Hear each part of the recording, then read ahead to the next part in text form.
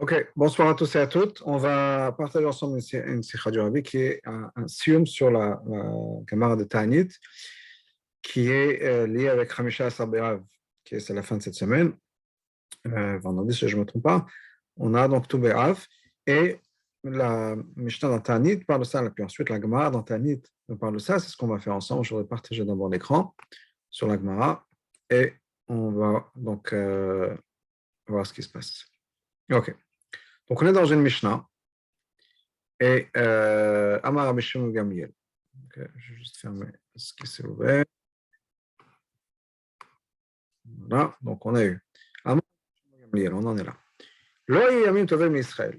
Il n'y avait pas de plus grand Yom Tov pour le peuple juif que Chamisha Asar Be'av, comme le 15 du mois de Av, au Kiyam Kippourim et Yom Kippur. Okay? Et le Farshim explique, on se fera Rashi nous dit sur ça, c'est l'Agma le dit. Pas de Rashi n'explique pas ici, mais l'Agma va le dire. Qu'est-ce qui s'est passé le jour de Toubeav? L'Agma va en parler un peu plus tard. Et la première instance qu'on a de Toubeav, mais il y a d'autres choses qui sont passées aussi. Mais la première chose qui s'est passée, Chamisha Sabeav, c'est que Kalum et Midbar, c'était la fin de la mort des Juifs dans le désert. Je vais essayer de retrouver l'Agmara. Sinon, je ne vais pas passer trop de temps sur ça.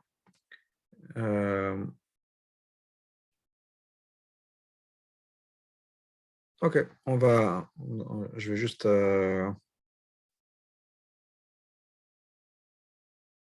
Ok, on va revenir à ça, donc c'est pas passer trop de temps sur ça. Donc, qu'est-ce qui s'est passé? Kalum et Midbar, c'est-à-dire que dans le désert, pendant la période où le peuple juif était dans le désert, vous savez qu'il y a l'histoire des Meraglim. Donc, après les Meraglim, après ces espions, ces explorateurs, il y a une xéra de passer 40 ans dans le désert jusqu'à que toutes ces générations disparaissent. Comment ça se faisait? Ça se faisait dans le. Un instant. Un instant. Une seconde.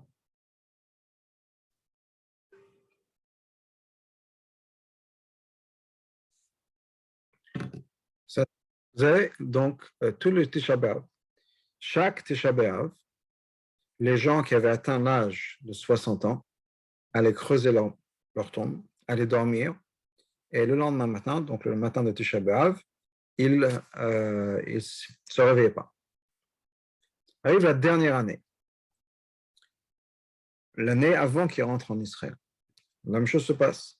Les gens qui arrivent à l'âge de 60 ans, la nuit de Tisha B'Av, creusent leur tombe dans le désert, vont se coucher, mais là, différent, le matin, ils se réveillent. On se dit peut-être quelque chose qui s'est passé, on s'est peut-être trompé de date, vous savez, il n'y avait pas de calendrier, c'était basé sur la Lune, peut-être qu'on s'est trompé, peut-être qu'on a eu un jour d'avance, etc. Ils refont ça le lendemain, sur le lendemain, jusqu'à qu'il arrive le 15 du mois de Av, le 15 c'est la pleine lune. La pleine lune, on ne peut pas se tromper. Donc clairement, ils ont compris que c'est le moment où la xéra a été finie, cette xéra, donc que toutes ces générations meurent, s'est arrêtée et c'était fini. Donc c'est devenu un grand jour de Yom Tov puisque c'est le moment, c'était le contrepoids, si on peut dire, de Tisha B'Av. Bien sûr, dans la Chassidut, on parle du fait que Tout B'Av, c'est le moment où la lune est pleine, la lune représente le peuple juif, Tisha B'Av, c'est le moment où le peuple juif était au plus bas, et Tout B'Av, c'est le moment où on est au plus haut, l'apogée du peuple juif. Donc, il y a aussi cette idée-là, et plus le Yerida Letzor Chalia, plus la Yerida est grande, plus la Lia est élevée. Il y a tout un tas de choses derrière. Mais en tout cas, donc, en ce qui nous concerne, on va s'arrêter là. Pour l'Agman, on dit que c'était le plus grand Yom Tov qui se passe. Tout B'Av et Yom Kippur. L'Agman nous dit Yom Kippur, on comprend, c'est toujours on a pardonné nos fautes. Qu'est-ce qui s'est passé Tout B'Av? Et l'Agman raconte ce que je vous ai raconté, ce que j'ai partagé. Alors, qu'est-ce qui se passait à l'époque du Beth Amikdash, Tout B'Av? Chez Bahem, pendant ce moment-là, Tout B'Av et Yom Kippur, Bnot Yerushalayim Yotzot, les jeunes filles de Jérusalem sortaient dans les rues, Bekli Lavan Sheoulin, avec des vêtements blancs qui étaient empruntés. Empruntés, on nous dit pourquoi, Ketshelo Levayesh et Misha ne pourront pas faire honte aux personnes qui n'avaient pas. C'est-à-dire que s'il y avait une jeune fille qui n'avait pas cette robe blanche qu'il fallait, n'avait pas les moyens de s'acheter une robe blanche, elle aurait été gênée. Et on ne voulait pas que ça se passe comme ça. Et donc, toutes les jeunes filles étaient obligées d'emprunter. Ce qui fait que quand il y a une jeune fille qui va voir sa copine, sa voisine, qui demande excusez-moi, je voudrais emprunter une robe blanche, personne n'est gêné, parce que de toute façon, il n'y a pas de choix. Qu'on soit riche ou pas, tout le monde est obligé d'emprunter. Donc, il y a peu de gêne à emprunter une robe en disant oui, on ne peut pas se le permettre. Ça ne se faisait pas comme ça. Donc, et Yotzot v'cholot bekramim. Elles sortent et elles dansent, elles font des machos, des cercles, bekramim dans les vignes. Mario, qu'est-ce qu'elle disait? Bacho, jeune homme, sana enecha, lève tes yeux, ou regarde ma taborelach. Qu'est-ce que tu vas choisir? Puisque c'était le moment où les jeunes filles sortaient, et c'était le moment, si on peut dire, où on pouvait rencontrer des gens, et il y avait des shidduchim qui se passaient. Alors les jeunes filles disaient quoi? Bacho, qu'est-ce que tu vas choisir comme femme? Al titen enecha banoy. Ne regarde pas la beauté. Ten enecha bamishpacha, regarde la famille. Sheker achen vehevel ayofi. Le chen, la beauté, la grâce est mensongère. La yofi, la beauté, ça vaut rien du tout. Et shayat Hashem, une femme qui a la crainte de Dieu, hit et c'est elle qu'on va louer. Le Omer, le pasuk nous dit, tenula me priyadea, donnez-lui les fruits de ses mains, elle va être louée, b'shari massa dans les portes, c'est par ses actions. Après le Omer, le pasuk continue,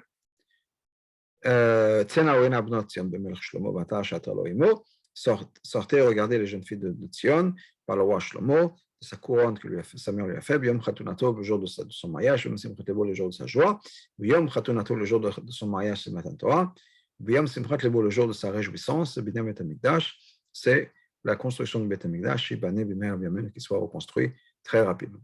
Et donc, qu'est-ce qu'on a ici? On a cette histoire qui s'est passée, où on nous raconte donc les événements qui se passaient à Toubéab. Toubéab, les jeunes filles sortaient et elles racontaient un peu ce qui se passait. Et la question que le Rabbi pose, la Tnofachem pose la question, exactement qu'est-ce que ça veut dire? Qu'est-ce que c'est ce message de ce que ces jeunes filles disaient? Alors, il y a une braïta qui nous dit qu'en fait, il y avait différentes catégories et chaque catégorie de jeunes filles disait quelque chose de différent. C'est-à-dire, il y avait les jeunes filles qui étaient belles, elles disaient regarde la beauté. Les jeunes filles qui n'avaient pas de beauté mais qui étaient d'une bonne famille, on va dire regarde la famille. Et les jeunes filles qui étaient ni belles ni avaient de beauté disaient regarde la Yirat Shamayim, regarde les bonnes actions. Et ce que le Rabbi nous explique, après des questions, etc., c'est qu'il faut comprendre quelque chose de très important. Il faut comprendre quelque chose d'essentiel. Quand on parle, on est dans une Mishnah, dans le contexte d'une Mishnah, quand la Mishnah nous dit que ces jeunes femmes disaient au jeune homme, au potentiel marié, si on peut dire, regarde, lève les yeux et regarde ce que tu vas choisir. Et la beauté, ou pas la beauté, etc. Qu'est-ce qu'elle voulait lui dire? Et c'était certainement une beauté spirituelle. Et la beauté spirituelle, c'est ça qui va faire en sorte qu'on est beau de matériel, parce que c'est quelque chose à l'intérieur. C'est une certaine beauté, si on peut dire, qu'on a à l'intérieur, une beauté spirituelle qui va s'exprimer dans la beauté physique. On a une autre histoire dans la Gemara, il y a une histoire dans la Gemara avec Rabbi Elazar, et qui nous dit la chose suivante. Rabbi Elazar, le fils de Rabbi Shimon Bar Yochai, marchait. Il allait se diriger vers une ville. Et en allant, en se promenant vers cette ville-là, il rencontre quelqu'un d'extrêmement laid. Extrêmement laid. Et il voit cette personne-là. Il lui dit, mais est-ce que tous les gens dans ta ville sont si laids que ça? Et ce qu'elle lui répond, mais il dit, va en parler, l'ech leuman chassan, il va en parler, tu n'es pas content de ma beauté, de ma laideur, va en parler à la personne qui m'a créé. Donc Hachem. Non, il s'excuse. Ils arrivent dans la ville, et tous les gens de cette ville-là sortent pour accueillir Rabbi Elazar et Rabbi Shimon, Rabbi Elazar, le fils de Rabbi Shimon. Il faut comprendre que Rabbi Elazar, c'est un grand tzaddik. Un tzaddik énorme. Au point, alors d'abord, on sait qu'il a passé tout le temps avec Rabbi Shimon Bar Yochai, dans la cave. Rabbi Shimon Bar Yochai a dit que s'il y avait deux tzaddikim au monde, c'était lui et son fils. Donc, c'est quelqu'un à ce niveau-là. C'est quelqu'un qui, pendant des années, même après son décès, on dit que sa peau, son corps n'a pas été pourri, et qui répondait aux questions de Halakha et d'autres qu'on lui posait, même après son décès. Donc, les gens vont le voir. Et il y a ce monsieur qui marche avec lui, puisqu'ils sont arrivés ensemble, voyager ensemble. Et ce monsieur va les voir, il dit, mais c'est à lui que vous donnez du kavod, c'est comme ça qu'il parle. Ah, le va qu'il y ait plus personne comme lui.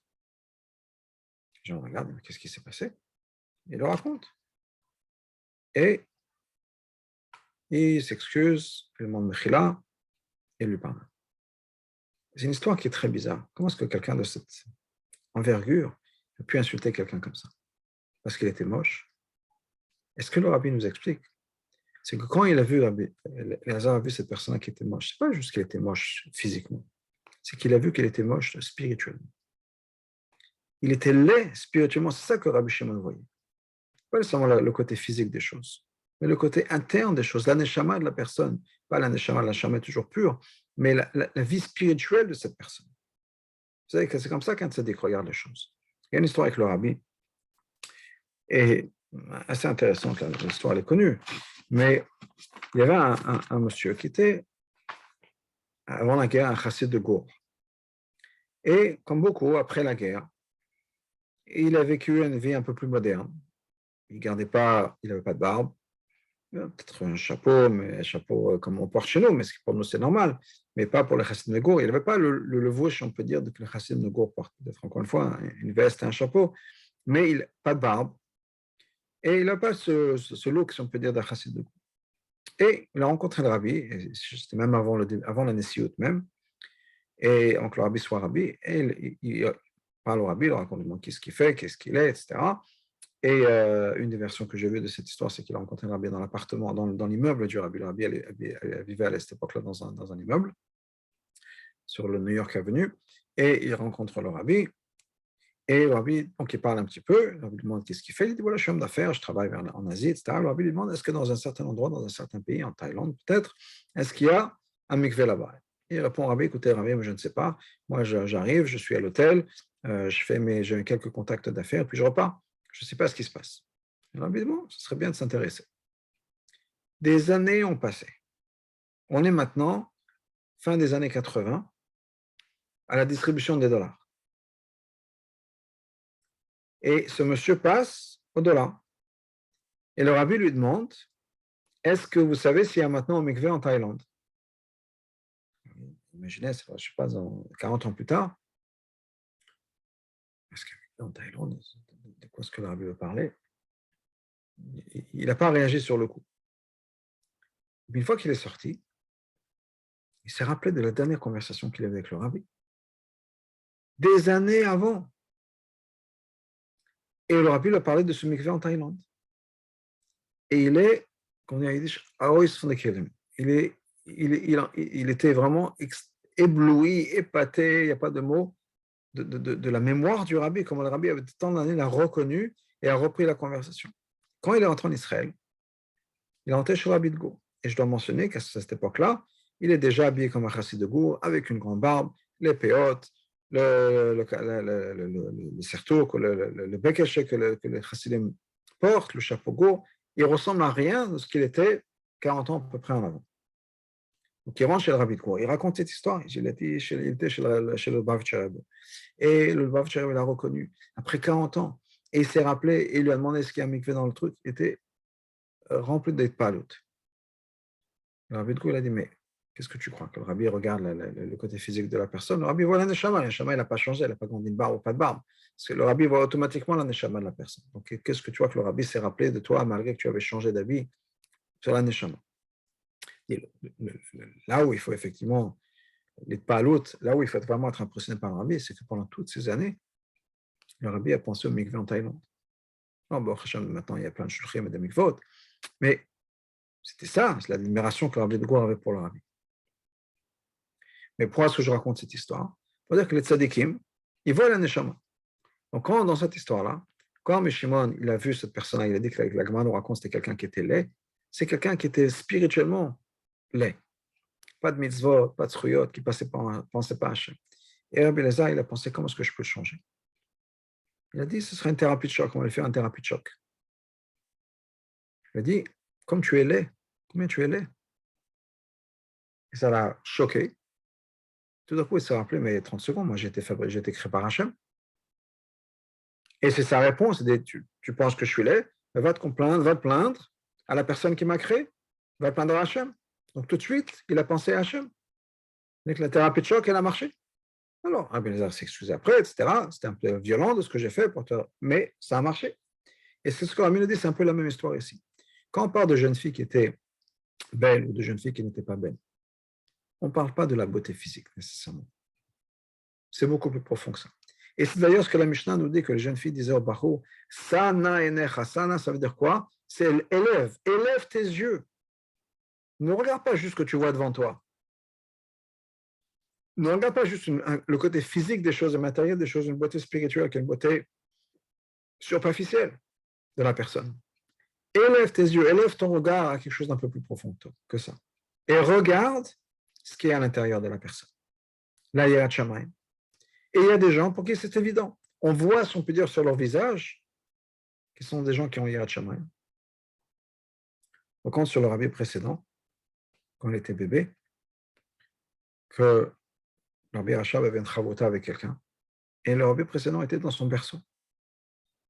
Le rabbi Rachab l'a regardé, ils ont fini d'étudier, le rabbi Rachab a jeté un coup d'œil sur le berceau, et il a dit, ah, on voit qu'il a des pensées pures. On peut voir, pas moi, mais il y a des gens qui peuvent voir ce qui se passe à l'intérieur. Et c'est ce que la jeune fille disait au Bachouim, à ce jeune homme. Ne regarde pas juste le côté superficiel des choses. Alors des fois, effectivement, c'est évident, on peut le voir à l'extérieur. Et dans ce cas-là, les jeunes filles disaient, Bachou, regarde, s'il y a de la beauté, regarde la beauté. Mais des fois, c'est plus difficile de regarder la beauté. Des fois, il faut regarder quoi? La mishpacha. La mishpacha, c'est quoi? C'est pas juste les parents, c'est la famille. Mishpacha, c'est la famille. C'est pas juste les parents. Des fois, c'est l'environnement qui va élever cet enfant. On dit en Amérique qu'il faut un village pour élever un enfant. C'est cet environnement. Notre société dans le sens peut-être étroit, dans le sens où quand un enfant qui grandit, alors bien sûr, il y a les parents, il y a les grands-parents, il y a les melamdim, les enseignants. Tous ces gens-là ont une influence sur l'éducation de la personne. Et donc, regardons la famille. Si la hiérarchie n'est pas si évident, regardons quel genre d'éducation cette personne a reçu. Certainement, on va voir que c'est quelqu'un qui a reçu une bonne éducation, quelqu'un qui vient d'une bonne famille, et on n'a pas besoin de s'inquiéter. C'est là, c'est ancré à l'intérieur de la personne. Mais des fois, il y a quelque chose où il faut chercher un peu plus profond. Des fois, on a besoin de chercher dans cette Yirat Shamayim au plus profond, en regardant la Mishpacha, plus dans la famille, pas dans le sens étroit des choses, mais dans le sens le plus profond des choses, dans le sens le plus étendu de la famille globale, la famille du peuple juif. Et ce que le Rami nous dit, c'est quelque chose d'extraordinaire. C'est que la Sikha, on parle de chaque femme, mais c'est vrai pour chaque personne. Chaque juif, homme ou femme, qui fait partie du peuple juif, a quelque chose, un lien, un Yirat Shamayim à l'intérieur, quoi qu'il arrive. Quoi qu'il arrive.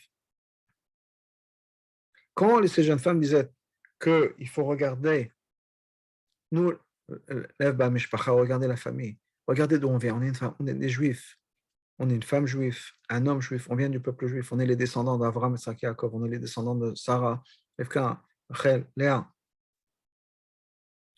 Est-ce qu'on a besoin de plus que ça pour prouver qu'on est connecté avec Hachem?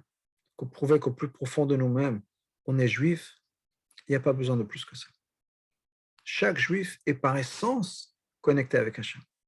Il faut juste pouvoir sortir cette essence-là. Et voilà ce que cette Mishnah nous enseigne.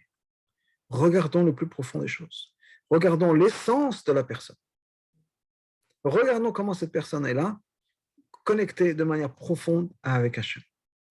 Et ça, chaque juif là. Chaque juif est connecté avec Hachem. Chaque juif a cette Yirat Shamayim. Quoi qu'il arrive, on est tous connectés avec Hachem.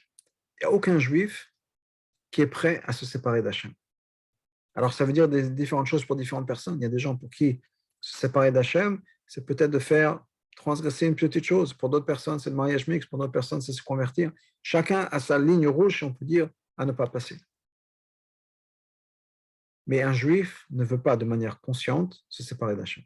On va trouver des excuses, non, parce qu'on dit tellement d'endroits dans Chassidut, entre autres dans le Mamar de Batil Gani ou autre chose, dans d'autres endroits, qu'on arrive à se convaincre en disant non, je suis toujours juif. Quoi qu'il arrive, même si je fais tel avéra ou tel avéra, ça ne va pas changer ma connexion avec Hachem au mon judaïsme. Parce qu'on ne peut pas, de manière consciente, se séparer d'Hachem. Et on a tous ça en nous. On a tous cette connexion avec Hachem la plus profonde. Donc, quoi qu'il arrive, même si on a l'impression de l'extérieur, on ne voit pas, on est connecté avec Hachem. Alors, les tzadikim voient, les rabbins voient. Il y a cette fameuse histoire avec le Rabbi Rachab et un de ses chassidim, le Manesson, qui était un marchand de pierres précieuses. Une fois, il était chez le Rabbi Rachab. Et le Rabbi Rachab, à ce moment-là, a donné beaucoup d'attention à des gens qui étaient très simples. Et de manière superficielle, on ne voyait pas grand-chose de spécial sur eux. Et ce Manes, a demandé à Rabbi Rachab, c'est Rabbi, pourquoi est-ce que vous donnez tellement d'attention à ces gens-là? Ce ne sont pas des gens qui ont des qualités particulières. Rabbi n'a pas répondu tout de suite. Un peu plus tard, il a demandé, est-ce que tu as des pierres précieuses avec toi? Il dit, oui, bien sûr. Il dit, est-ce que tu peux m'en montrer quelques-unes? Il a dit, avec grand plaisir. Donc, il s'est installé, il a sorti une de ses bourses avec des pierres, il les a bien installées pour les montrer au Rabbi avec la lumière, etc. Et il regarde, le Rabbi regarde les pierres, puis il y a une pierre en particulier. Ce Manes s'est dit au Rabbi Rachab, cette pierre-là, elle est vraiment extraordinaire. Macho. Mais je regarde, c'est un caillou comme un autre. Je ne vois rien de spécial. Alors il dit, dans les pierres, il faut s'y connaître. Effectivement, quelqu'un qui ne s'y connaît pas ne peut pas nécessairement voir combien c'est précieux, mais c'est précieux. Alors Rachab dit, c'est la même chose dans les neshamot. Des fois, des gens qui n'est pas un expert, ils ne se rendent pas compte de combien c'est précieux une neshama. Un expert peut apprécier combien la neshama est précieuse. Donc il faut connaître, il faut voir ce qui se passe à l'intérieur, et il faut savoir le voir. Pas tout le monde peut le voir. Le tzaddik, il voit bien sûr la neshama, il voit que quoi qu'il arrive à l'intérieur, il y a quelque chose de profond. Mais ce que le Rabbi nous dit, c'est qu'en fait, c'est quoi? Il faut regarder l'essence de la personne. Et l'essence de chaque juif, qu'on le voit de manière superficielle, qu'on le voit à l'extérieur ou pas, chaque juif veut être connecté avec Hachem. Chaque juif a cette Yirat Shamayim innée à l'intérieur de soi-même. Et on le voit d'ailleurs chez des gens qui étaient tellement loin, qui veulent se rapprocher d'Hachem, qui font tchouva. Malgré le fait qu'ils n'ont pas reçu cette éducation juive, malgré quoi que ce soit, ils ont cette connexion avec Hachem. Et c'est ce que ces jeunes femmes, quoi qu'il arrive, on est connecté avec Hachem. L'essence. Il faut regarder l'essence. L'essence de la personne. C'est lié avec une autre histoire dans la Gemara. Une autre histoire dans la Gemara, je vais partager l'histoire, et là on arrive au sium de la Gemara. Okay? On a une braïta. Je vais répéter, ça ressemble à la Mishnah, mais c'est la même chose. Les belles, c'est les jeunes filles qui étaient belles. Qu'est-ce qu'elles disaient? Regardez la beauté, bien sûr, la beauté spirituelle. Parce qu'une femme, c'est pour sa beauté spirituelle. Les meyuchasot, celles qui avaient dit chos, qui venaient d'une famille, qu'est-ce qu'elles disaient? Regardez la famille. Parce qu'une femme, c'est pour les enfants, c'est l'éducation, etc. Quoi qu'il transmette ça. Les femmes qui étaient pas belles, qui disaient, mariez-vous les Shem Shemaim pour la mitzvah. Mais amenez un peu d'argent. Amar Oula Bira, Amar Abelazar. Ça, c'est la conclusion de la Gemara Sanhedrin. Oula, de la ville de Bira, a dit au nom de Rabbi Eliezer, à l'époque de Mashiach, Hachem va faire une danse pour les tzadikim.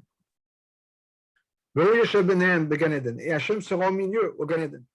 Et chacun de ces tzadikim va montrer du doigt en disant, comme c'est marqué, un passage qu'on dit Simchat Torah. On dira ce jour-là, un passage d'Akafot. On dira ce jour-là,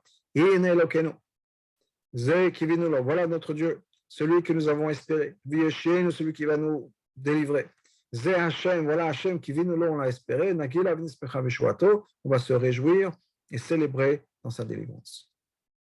C'est la fin de Maseret Tanit.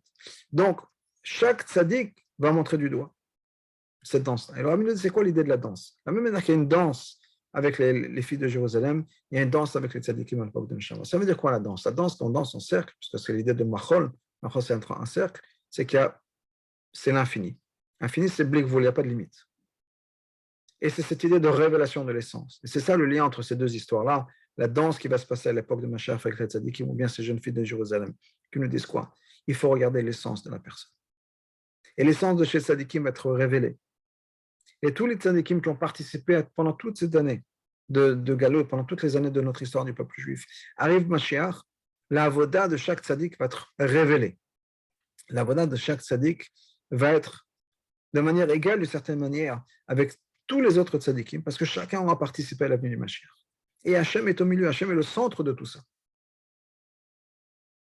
Et chacun de ces tzaddikim va être là, va montrer du doigt, et Rashi nous dit non seulement il va montrer du doigt, je vais montrer dans Rashi qui nous dit Mare Betzbao, il va montrer du doigt sa droite, Omer, il va le dire, c'est Hachem qui veut nous etc. Il va dire, c'est quoi qu'il va dire, il va partager avec les autres. C'est-à-dire que chaque tzaddik, va être là pour partager avec les autres tzaddikim. On va créer cette symbiose, si on peut dire, entre tous les tzaddikim à travers toute l'histoire, où chacun va révéler son essence, chacun va révéler son essence la plus profonde, et on va vivre vraiment comment est censé vivre, c'est-à-dire comme un seul corps, comme une seule âme. Et vivre comme un seul corps, cette idée qui est l'idée d'Avat Israël, ce n'est pas juste on a chacun pour soi et Dieu pour tous. C'est que ce corps vit en harmonie. Ce n'est pas que on a la main droite qui fait ces choses et la main gauche qui fait d'autres choses. La main droite et la main gauche et les pieds et l'estomac et le cœur et la tête, tout ça, ça doit fonctionner ensemble. Parce que si ça fonctionne de manière indépendante, ce n'est pas bon du tout. Donc chaque tzadikim, chacun de ces tzadikim, chaque tzadik a sa vodat Hashem. Il y a des tzadikim qui sont au roi de Béné Israël, qui sont la tête du peuple juif. Il y a des tzadikim qui sont l'œuvre Israël, le cœur du peuple juif. Il y a des tzadikim qui sont d'autres éléments, d'autres organes vitaux. Chacun amène sa vodat. Mais l'idée, ce n'est pas qu'il y ait une concurrence entre les tzadikim. Au contraire, la vodat et les tzadikim qui sont contraires l'un à l'autre. Au contraire, c'est qu'on puisse vraiment apprécier, visualiser et vivre cette union, cette symbiose qui va se faire entre toute la voda de tous les tzadikim qui s'est fait à travers les générations. Et ça se fait quand Hachem est au milieu. Quand le point central et focal de notre avodat Hachem et Hachem, quand Hachem, l'essence même d'Hachem est au milieu, et qu'on arrive au niveau de l'essence où il n'y a plus de tête, de début et de fin, il n'y a pas de haut et de bas, puisqu'on est dans le cercle qui est l'infini, on arrive à cette essence-là qui est infinie, on peut vraiment apprécier, créer de la place pour tout le monde. Et c'est la même chose pour ces jeunes filles et pour le peuple juif.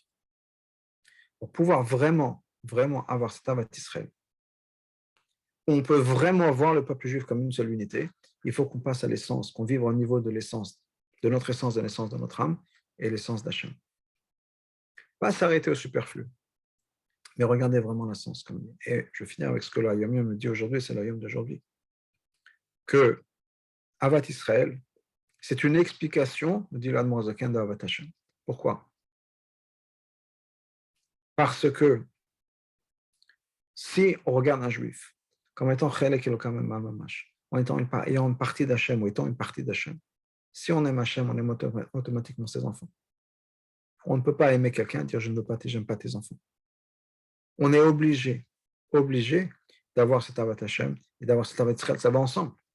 Si on comprend qu'un juif, c'est Chelek Elokam Mamash, un morceau d'Hachem, on ne peut pas ne pas aimer un juif. Non seulement on ne peut pas ne pas aimer un juif, mais ça fait partie de nous-mêmes. C'est une partie de nous. C'est une partie de mon corps, de la même manière que les Sfarim de Moussa nous disent qu'on ne peut pas avoir la main droite qui se fâche contre la main gauche. Ça n'a aucun sens. Et non seulement ça, mais on comprend très bien que non seulement ce n'est pas un sens de que la main droite punisse la main gauche, mais que les deux travaillent ensemble. Et pour ça, il faut arriver à comprendre qu'on ne fait qu'une seule chose, un seul corps à travers toute l'histoire et bien sûr de notre peuple aujourd'hui. Et pour ça, il faut arriver à l'essence d'Hachem. Donc, le message de Toubéav, c'est quoi? C'est le jour de l'essence. Le jour où on se connecte avec l'essence d'Hachem, l'essence de notre... On peut apprécier le fait que nous faisons un avec Hachem et un avec tout le peuple juif. Alors que Dieu fasse qu'on puisse vraiment arriver à ça, le vivre, de manière la plus forte et la plus profonde, qu'on ait la révélation de Mashiach, qu'on ait la révélation de l'essence d'Hachem, et comme on dit dans la Gemara, on va être Maré Betzba, on va pouvoir montrer avec Hachem en disant Eneze Hachem, Gila Vinismecha Bishwato, qu'on puisse se réjouir dans la Yeshua que Hachem nous donne de Karv Mamesh. Merci et bonne soirée.